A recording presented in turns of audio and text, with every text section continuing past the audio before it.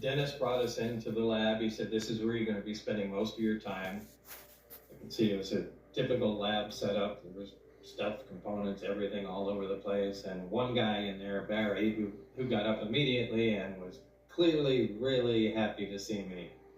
It seems like he used to work with somebody else. He had a lot to say. He was excited to show me everything and bring me up to speed. It was kind of like a little kid at that point. Wait till you see this. And, he'd display how the amplifier, operates connected to the emitters and how things operate even though they're not connected. And he was very anxious to show me everything and anxious to make some progress too.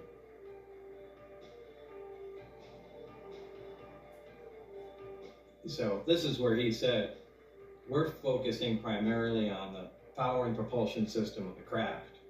And I said, great. What craft?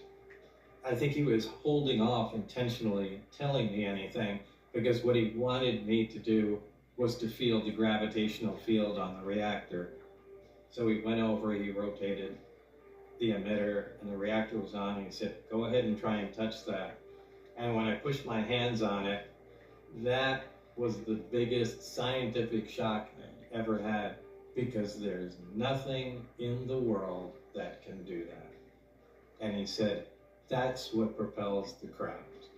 And that is a gravity generator. And that was the moment that I realized what was going on. Barry indicated that what I saw there was the propulsion system in its entirety. He started with the reactor and the small hemisphere on the plate. So this is apparently the power source. To the left of that, on the ground, was what he referred to as the amplifier. And to the left of that, at 90 degrees, was a large pipe-looking object. He said that was the emitter. These functioned together to produce a gravity propulsion system.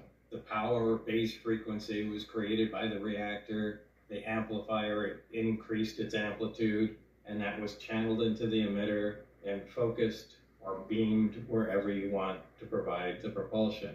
Barry shut the system off by rotating the emitter, and then he proceeded to take apart the reactor to show me it had components too.